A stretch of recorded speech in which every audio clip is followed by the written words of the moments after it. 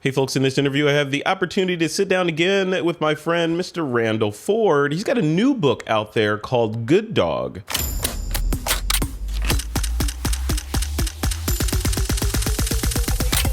This is TWiP. Hey folks, welcome back to another episode of This Week in Photo. I'm your host, Frederick Van Johnson. Randal Ford is on the hot seat today, author of the new book, Good Dog. Randal, welcome to the show, man. How's it going? It's going well. Thanks for having me. Well, thank you. Thanks for coming on again. You and I spoke before on a previous amazing book that you published. This one is your latest kind of foray into the publishing world again with animals. This time not so ferocious, hopefully. Not as ferocious. Exactly. So yeah, let's talk about it. Let's talk about the book. The book is called Good Dog. And what was the inception of Good Dog? Why did you go down the path of photographing all these little man's best friends? Oh, man's best friends. Well, it started. The publisher contacted me in late 2018 when I was in the midst of doing PR for my first book, The Animal Kingdom, and they said, "Hey, what's your next book idea?" And I just was like, I paused and I was like, "Excuse me?" And I was just thinking to myself, I don't know if I can do another book right now. I mean, because books they're a huge creative load and time. They're so time consuming, and they can be financially draining as well if you don't do it right. And I was kind of taken back that they were like ready for my next book. But I thought to myself, okay, this is a great publisher. This is a great opportunity. I should definitely come up with another book. And when I was thinking about another book, I thought about, one of the important aspects in the in the animal kingdom is the emotional connection that we share with animals. Yeah. And I was thinking, how can I take that further or dive into that thesis or concept a little bit deeper? And what immediately popped into my mind was our emotional connection and our relationship with dogs, with man's best friend. I mean, dogs have been by our side for millennia, for hundreds of thousands of years. They in a sense, they evolved to be next to us. And it just felt like a really natural extension of the animal kingdom. And, I'm a dog lover myself. I grew up with dogs, and I've had dogs, my entire life. And so I just felt like it was the right time to do a dog book. You know what? And looking through the book, I'm going to bring it back up again. Looking through the book, I'll tell you, you and I was sending you emails as I exposed my daughter to the book, and then she's letting me borrow it now for this interview. So, so she loved it. I mean, it was a connection, and each page was sort of sort of the idea of you writing a little bit about some of the dogs in the book, and you named each one of them.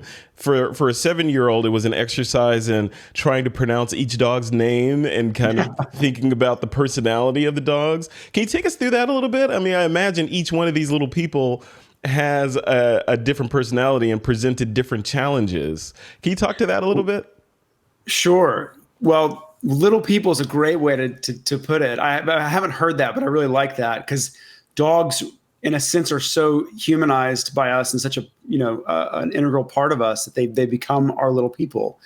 And one of the things that I wanted to do, I wanted to further show the human aspect of dogs and the importance of that human connection. And so I wanted to, of course, include the names. And these are all, I didn't make up any of these names. These are all the names that were given to these dogs, and some of them are just fantastic. But in addition to the names, I wanted to write a little vignette or a little story that talks about each dog's story or their uniqueness, or maybe something fun or humorous, or maybe something a little bit more serious about them. And that was I thought it would be a neat opportunity for us to engage our audience a little bit more, so that it could be a more, enjoyable aspect of picking up the book. And instead of just flipping through a million photos, it was you're able to kind of go through the book and learn a little bit about each dog. What's their name? Like, what's their story? And maybe some little quirks about each dog. Yeah, it's fantastic. It's riveting because you and I were talking during our pre-interview about just sort of the history of dogs and how dogs sort of hailed from wolves, right? And Right. then self-domesticated because that was the path of least resistance to getting fed versus, being aggressive and having to fight for your food. Did you see any of that in these dogs? Like you're one of the few people, probably, one of the few people I know that have had this much exposure to this many different breeds of dogs, right? Did you see any patterns in the chaos? Like, wow, I never realized they all do this thing or they all do that thing. Did you see anything like that when you were going through the project? I mean, it was kind of fascinating because I photographed all different kinds of I photographed breeds of like show dogs all the way to, your everyday cute mutt. And everything in between. And I mean, what I found was just a constant desire to be companions with humans.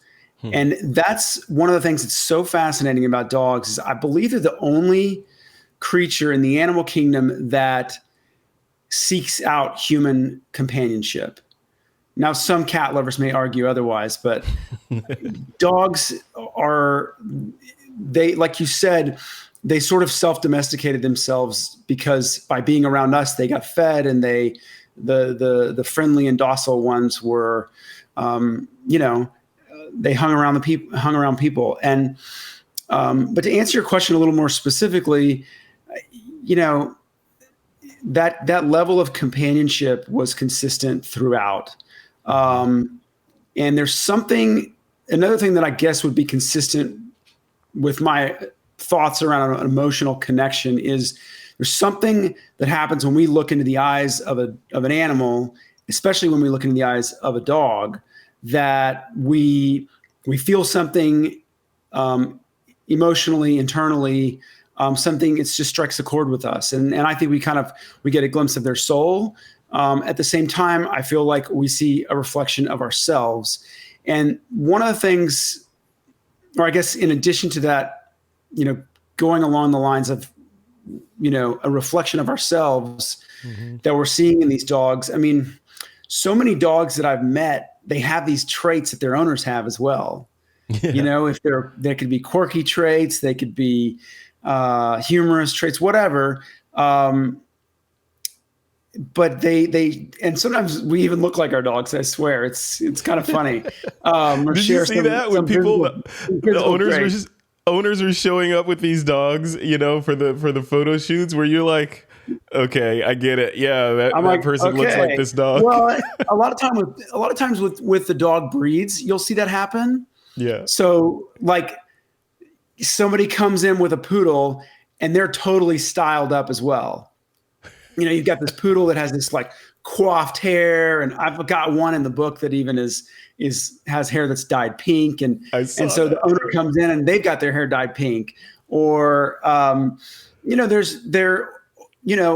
just is. It's interesting because they're more than just four legs that's hanging out around us. They're like an extension of our emotional selves, and I guess in a sense they're an extension of our physical selves in some realms. Yeah, especially now, right? During the pandemic, I was talking to a friend yesterday. We were talking about cats, ironically, and he was saying that he was surprised at how important having a cat was during this time. Right. And how much closer they are with the cat, and the cats, they're already close, but it's like right. On a different level now. Do you see that with your own animals? Do you see that the relationships during a pandemic or a shelter in place kind of order, it kind of up levels the game? Yes, absolutely. During this year, I think everyone that's had a dog has most likely gotten a lot closer with their dog and definitely come to value the companionship that a dog offers you, because we've been so isolated during this time that, our dogs are, our dogs are keeping us company, especially in the thick of it when we were really locked down. Our dogs were kind of the kind of an anchor that we had to hang on to.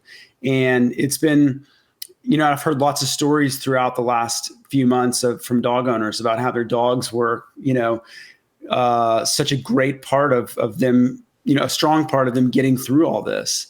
Yeah. And I think that's a testament to kind of the wonderful nature of dogs.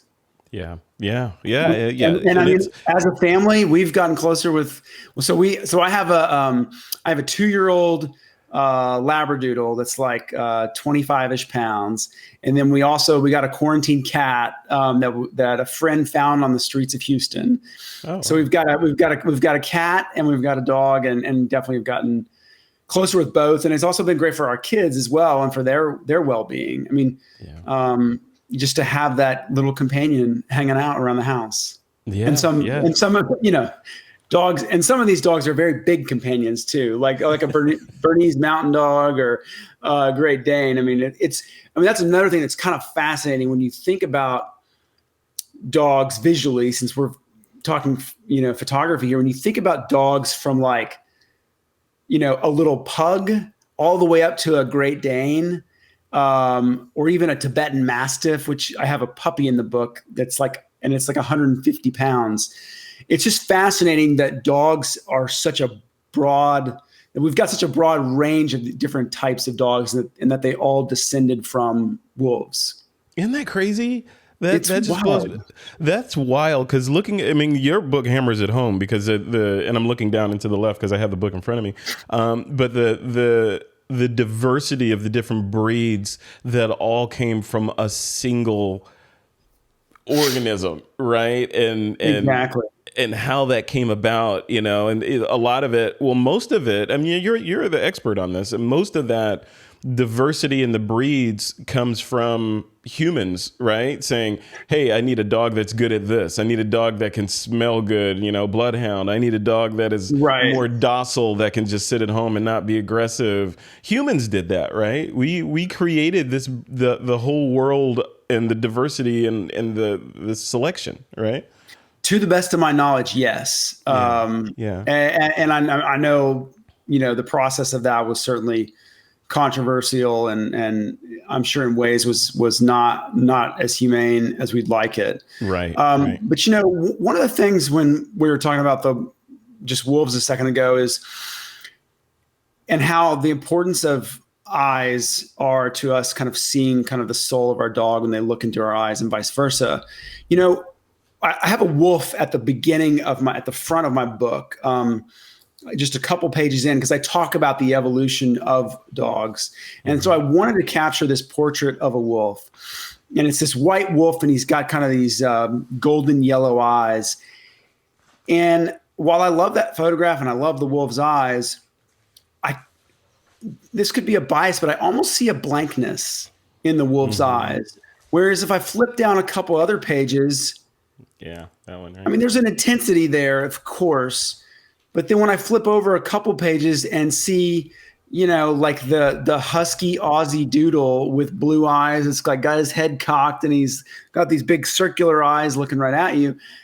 It feels like there's a little bit more soul there, and I think that was part of the process of, wolves self-domesticating. I wonder, you look at that wolf, right? And the feed me, I want food, and, kind of the lone wolf nature of that is the definition of a wolf. But I wonder if domesticated dogs like the Labradoodle, or the Chihuahua or the Poodle, or, are those dogs, is evolution helping those dogs mask the wolf within? Or are they truly, are they like, what, I gotta play this role in order to get fed. So this is what I am, but really I'm a wolf, is it like that? Or are they truly cool kids? I think it's, I definitely think there's something I mean, there's a wolf down in these dogs, even if it's a Labradoodle or a Chihuahua. There's a wolf down in there, and Yeah. like with my dog and many dogs, when she goes outside and sees a squirrel, I mean, she's laser focused on that thing, and she's never caught one. I don't think she ever will. But there's an instinctual thing, sort of like cats when they see a bird, they just can't look away. Yeah. Weird. That is so weird. It's so DNA crazy. is weird. Cats do all this weird stuff when they see birds, right? They start clicking and their hypnotizing with their mouth tail. vibrates. They're okay. Not to get on a tangent. Not to really get on too much of a tangent. But if you Google how many domestic cats kill every year, I think it's like 2 billion or something.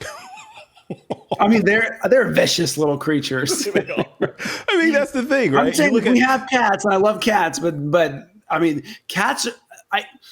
dogs are very far from their primal ancestors, but cats are not quite as far. I think cats have way more of a hunting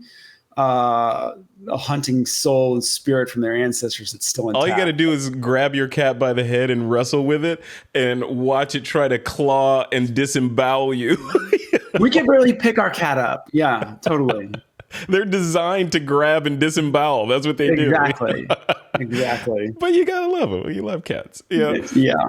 So, let's talk a little bit more about the eyes, right? Because, looking through the book, it struck me that, as a photographer, I'm looking at the book and these are portraits, right? And like you're laser focused on the eyes and the expression.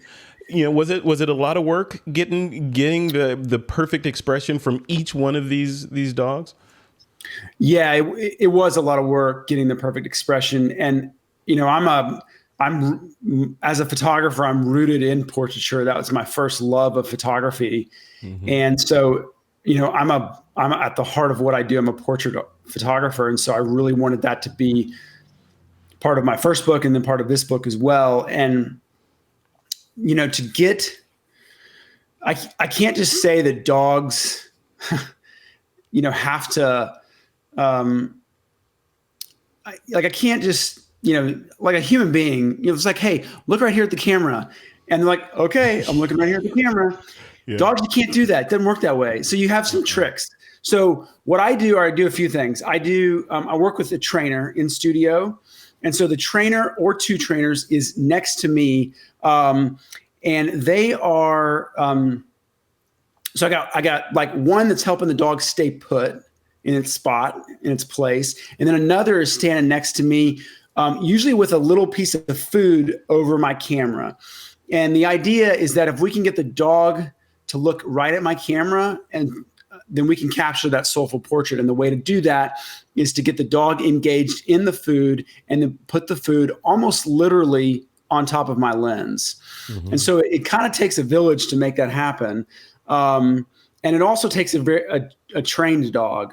Some dogs in the book were not as trained as others, and that became a big challenge. The studio, as many photographers know, is an artificial environment. It can be very, very challenging for some animals. And some dogs that were not as socialized or not as trained, it becomes a bit of a challenge. But sometimes you just have to be patient and kind of work through it or work really, really fast. Yeah, I was going to ask about that. Just the not like you said, not every dog is trained, and is obedient. Some of them are hyper, some of them are not hyper, Right. I was and like you said, in a studio environment with strobes going off. I'm assuming you were using strobe and not continuous light, with strobe Correct. going off and all this stuff happening and people, and then you still got the shot, right? You got the shot of each and every dog. So yeah, it's interesting to hear that, you had those tricks and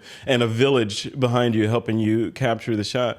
I mean, I have a bag of noisemakers that makes all kinds of noises you couldn't believe. I mean, with some dogs, we'll try everything. I mean, I've got these, so one dog we had gone through a duck collar, like a coyote collar that makes this real high pitched sound.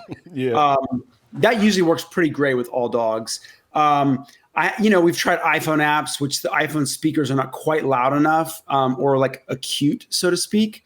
But But one of the best tricks that was kind of a last resort that worked out well was we took an empty plastic water bottle and we just crinkled it. Everybody was like I said, everybody be quiet, be real quiet in the studio. And I had my assistant about 10 feet behind me where the dog couldn't see him. And I had him crinkle this plastic water bottle, and the dog's ears perked up and his mouth closed, and he looked right at camera. And that was after about an hour of photographing this dog. And I knew I had to capture that shot. And I just like collapsed after that because I knew we got it. And it was just like, oh, it can be tough. You know what you got to do now, since you have all these tricks. Now it's time for babies and infants, right? Well, I'll tell you, I'll spoil this, but there's an Easter egg at the back of the book, and it's a cat. Yes. The last page in the book is a cat. And my wife, who grew up with cats and is a cat gal, true and true, she was like, you know what you should do? You should put a cat at the back of this book, just as like a nod, just as like a cat snubbing its nose to all the dogs in the book, saying, yeah, you wouldn't think I wouldn't have the last word, would you? Exactly. So, I'll tell you, you emailed me and told me about that. And I told my daughter, I emailed you and told you the story. I told my daughter, I said, hey, did you look at the last page in the book? Because she was going through the book and she was like, she's 7, right? She's like, I think I need to make a cat book now to balance the universe or whatever. And I said, did you look at the last page in that book? And she goes, yeah, I saw that cat back there, Oh. So it's awesome. That is awesome. Is that the next book? Was that cat at the last page, the cliffhanger for the a lot of folks have asked, probably not. I mean, maybe one day I'll do a cat book. Because of the nature of my work of working within studio, cats, I mean, yeah. You've heard the saying herding cats. I mean, like trying to get cats to do what you want in a studio is very tough. If I did it, I'd probably have to use all trained cats, and there is such a thing, believe it or not. Yeah, that sounds like an oxymoron. Right. A trained cat. Let's talk a little bit about the technical bit of this, because looking at the book, like coming at this, portraiture is my lifelong love as well. And looking at the book, I see portraits, but then I see, when you're photographing humans, different skin tones, different hair types, but they're all basically very similar, right? So right.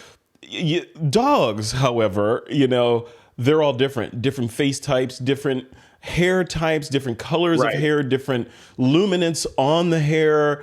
Right. All that stuff, so I got to admit, when I was looking at him, like, he did not have a set and go lighting set up for this. Each one requires work. Is that accurate?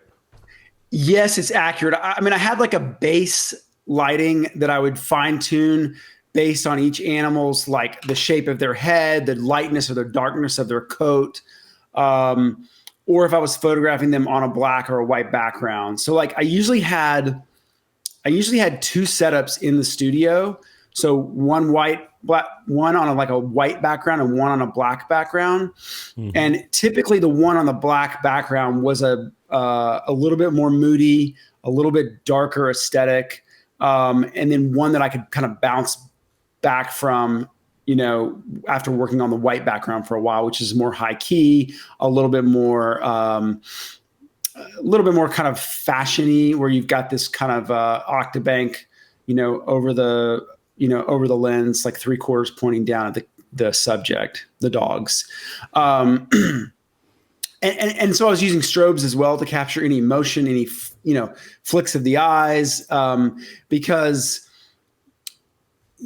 dogs could just show you like one little twinkle in their eye, and if you're not ready to capture that, or if your strobes don't have the flash duration to capture that, then it can, you can miss the shot. You can miss it. Another interesting thing that's from a technical perspective is that I want to get on the dog's eye level. And so, but I also don't want to be bent in a pretzel on the floor all day. So I have a couple different sizes of platforms that the dogs stand on. So if I'm working with like a dog that's like the size of like like a Labrador, like a 60, 70-pound dog, then that'll be on a platform that's about a foot off the ground. And then if I'm working with like a Dachshund or a Chihuahua, then I'll work on this platform that's about 3 feet off the ground. So I'm still having to get pretty low, but it's getting them up at high enough where I can get on their eye level. And that allows me to maintain some stamina throughout the day and capture as many of those shots as possible with their eyes engaged with camera.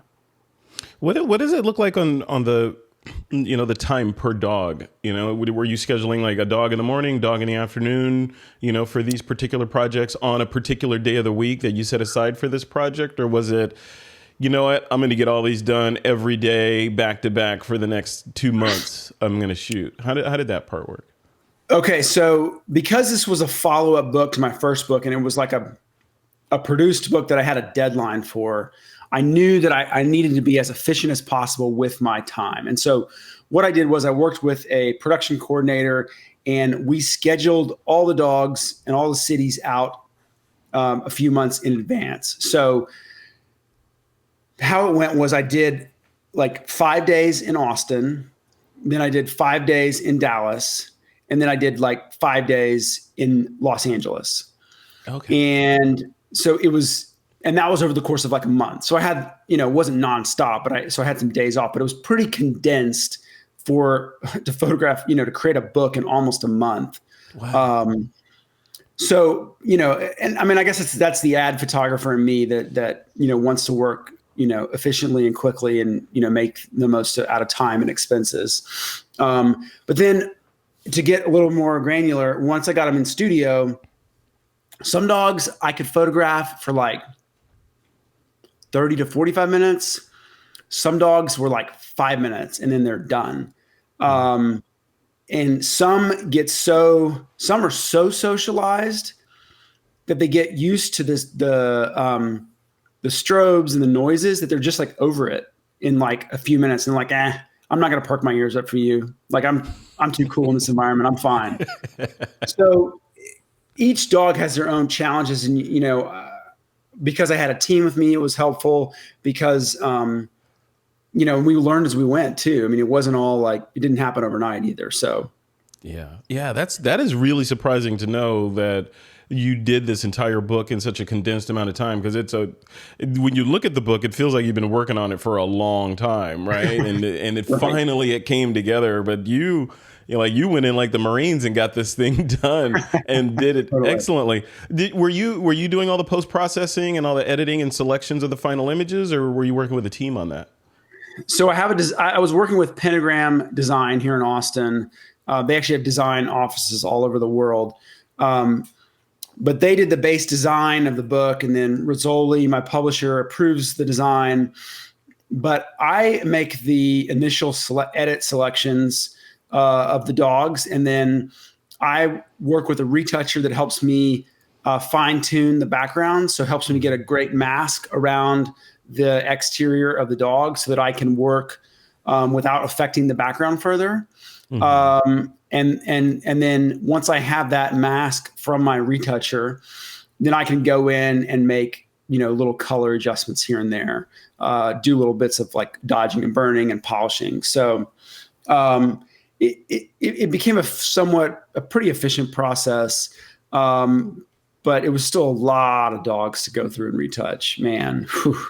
Yeah, I can't imagine. I mean, that's a lot of work in there. Even if you get the head start of getting the alpha channel or the mask done, ahead of time. What did it look like on the lighting side? Because it sounds like you said 5 days here, 5 days there, over there. So you had to be pretty nimble, with your lighting setup. Or were you renting studios in those locations and just sort of, dropping in? I was renting studios in those locations, and I was dropping in with either my own gear or gear that I rented from the studio. Okay. So I worked with either Braun Colors or Pro Photos, and I shot everything around, I don't know, F8 to F11, sometimes F16, depending on how close I was to the dog. And I used like Ellen Chrome Octabanks and softboxes. So, I mean, my lighting wasn't rocket science. I'm on this timeless kick where or this, where I value timeless lighting and timeless photography. So I'm really, really trying to dial my lighting in where it feels timeless and classic, and so that when I look at it in 5 or 10 years, hopefully will still be relevant. Yeah. It's like that's my philosophy when buying furniture. I mean, seriously, right? It's like, I want to be able to look at that table in 10 years and not regret the decision. Exactly. What camera you're using? Full frame, I'm guessing. I shot almost everything on a Nikon D850. Okay, cool. And I used either Nikon glass or Sigma art lenses. Yeah, I have my eye on a 85 millimeter 1.4 Sigma art lens. Hopefully, those lenses they're crispy. Santa. Yeah, I know, it's crispy. Yeah, they're very sharp. I got my note into Santa right now. Hopefully, Santa will come through for me. So. I love it. I wanted to wrap it up and talk a little bit about self-assignments and, just sort of personal projects and that sort of thing. So looking at this book, it looks like, it's an exercise in a self-project, right? And right. how to give yourself a constraint. Like, I'm going to shoot dogs. They're going to look like this. I'm going to retouch them. You built the process of, having the help getting everything set up and scheduled. It was a project beyond just clicking the shutter and setting up the lights and all that.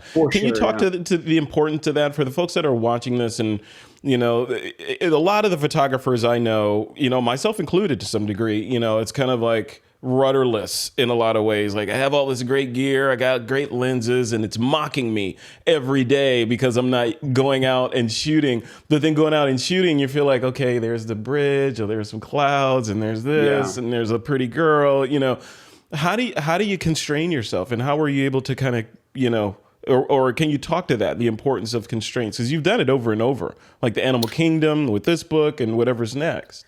Well, so with the Animal Kingdom, it slowly kind of came together as a project. And then with this one, I was kind of forced to develop it over the course of a year. And so because of that, I had to kind of compartmentalize the whole book project on, I basically had like these little buckets of like what to do to, what I needed to do to finish the book. So for example, I knew I needed to do like a dog casting call. So that was like one of the first steps. And then I knew I needed to like whittle that down and get a coordinator to help me schedule everything. So that was another step.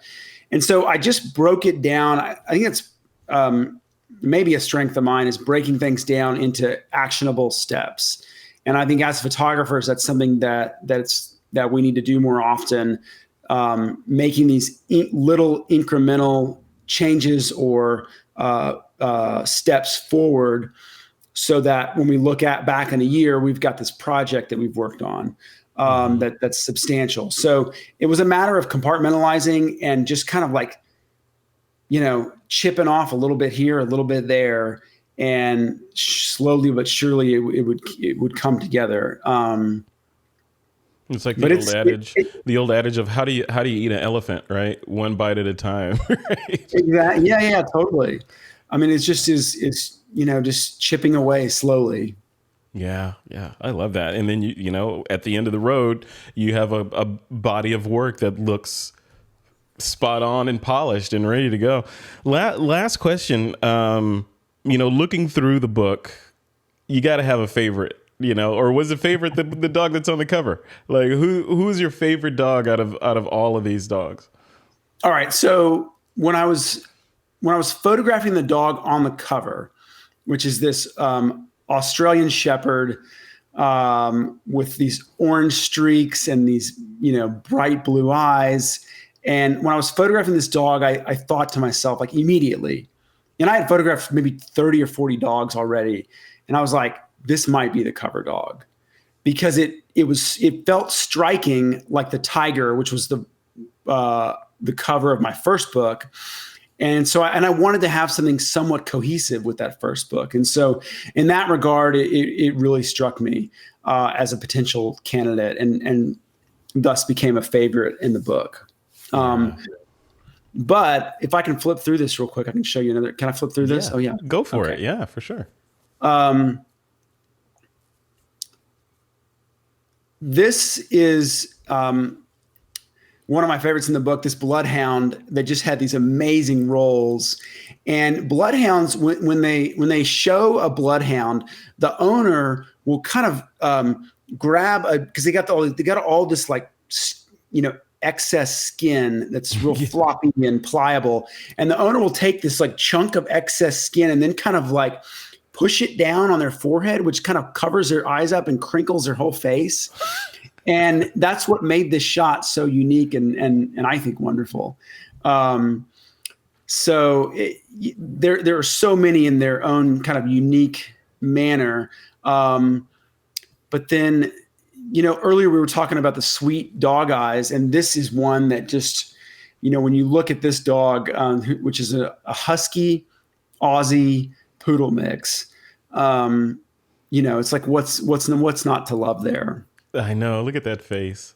Does the face? Did you find that the faces of these dogs and just sort of, me looking at them, I see those little eyes and the big nose and the expression and all that. Uh-huh. Is the personality that we see in these dogs, is that often the exact personality that the dog has, or do you have a dog like this and he's like mean, right? That's a great question. Sometimes yes, sometimes no. A lot of times it's like, a little glimpse of the dog's personality, and they can be moody like the rest of us. Yeah, of course. I mean, this is another one. I mean, this poodle, this is Paparazzi, that was dyed pink. So he's in drag, in style, and that's awesome. The quintessential poodle. And then this was one of my favorite spreads in the book with Buckley, which is a long-haired liver Dalmatian. And then Oliver, this beautiful Siberian Husky. Wow. So there's so many favorites. This is another one of my favorites, this Afghan Hound, that felt like this, I was kind of channeling my inner Richard Avedon from a fashion perspective with the wind blowing. That was another trick that I would use is I would use fans to not only keep the dogs cool, but to also give their hair some depth and movement. Very nice. Very nice. This is good stuff. This book it feels like, not that I'm your marketing guy, but it feels like the perfect book to give to people that love dogs. Oh, right? Thank you. Like, this is that gift. Like, hey, here you go. And this is the gift that they will love. And they'll sit down and they'll go through it. They'll probably look for their dog in here, right? Totally. I mean, there are just about every breed. Yeah. Well, and lots of amazing mutts. Yeah, exactly. I'm one of those. Now, looking at the other book, can you bring up number 28 there? That's the Animal Kingdom, right? So you got this is the new book, Good Dog.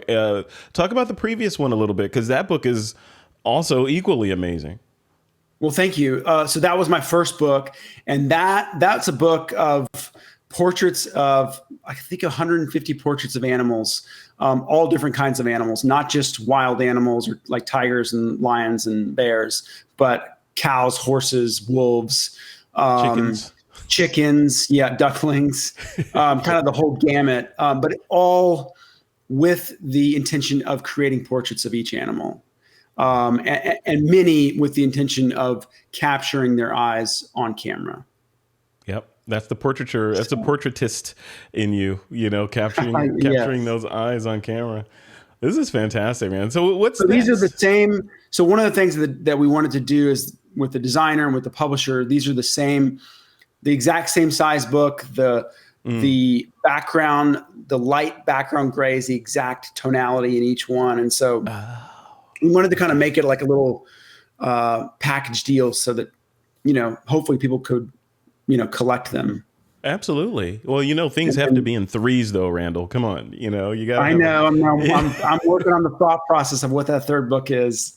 Yeah. What could it be? Birds? I don't know. I don't think I can do cats. I don't think I can do cats yet. Cats maybe one day, but not yet. Yeah. Insects? How about insects? Weird insects. No Break soul. out that macro lens. Come on, you're in Texas, right? There's insects out there. Oh, we got lots. Yeah. No, that's fantastic. You got some, that's the fun part about this stuff, right? The sky's the limit. You have 2 successful books under you. Now, it's time to round out the tripod with a third leg, and we'll see. The trio. Yes. The trio. That's cool. The pressure's on. What's next on your agenda? Either book writing or photographically. What projects do you have, post pandemic, I would assume? So I'm taking a minute to focus back on my advertising work. That's my, that's how I got into photography. That's my primary business is advertising photography. And so I'm taking some time to get my work in that realm revamped up and ready to roll. I mean, it's I think hopefully a good place right now. And then I want to just continue to kind of evolve. I think as photographers, that's one of the biggest challenges that we have when you have a career that's, over 10 years is how do you keep evolving and how do you keep getting better? And so I'm at a point now with my ad work that I'm really trying to evolve and continue to kind of hopefully head towards a more timeless direction with an aesthetic that is unique and interesting, but still has that kind of timeless appeal. Yeah. And that you hit it right on the head because, I talk to a lot of advanced amateur and amateur photographers. And one of the constant questions that comes up is, how do you find your niche, right? And how do you find the type of photography that you want to, focus on? But then you hit it right on the head. The next level from that is once you find your genre is to keep honing it down and getting better and better and refining in that vein. So yeah, it's a lifelong pursuit, right? Yeah, it is. Or even, incremental changes that are in line with trends, not hopping on a trend too tight, but incrementally tweaking to stay relevant. I'm sure you and a lot of your audience is familiar with Jill Greenberg, but I've been so impressed with how she will, she had this real punchy, popular style that was super, unique and dynamic 10 years ago. But I've watched her like evolve that and build on that. And it's just been super impressive. And so that's a good example, I think, of evolution. Personally, I'm trying to, we'll see if it works. I'm trying to stick with as timeless of a route while still kind of grabbing hold of trends to a degree. Yeah. Real furniture. Real furniture, right? Exactly. It's an investment. Yeah, it's a furniture you want to be able to give to your kids and say, yeah. Love it. Well, cool. Thank you, Randal, for taking the time to do this. Thanks for having me. Yeah, anytime, man. I love chatting with you about this stuff. I got your URL up on the screen right now, randalford.com, if folks want to find out where to get the book. I think that's probably the best place to go. Or should they just go to Amazon or their favorite book? They can just go to Amazon and type in Randal Ford and both books will come up. Awesome. Yeah, highly recommended, especially Good Dog. If you have a dog lover, which you probably do in your life, go grab Good Dog and your Christmas shopping is done for that person right there. Cool. All right, Randal Ford, you take care, man. Thanks a lot for coming on. All right. You too, Frederick. Take care.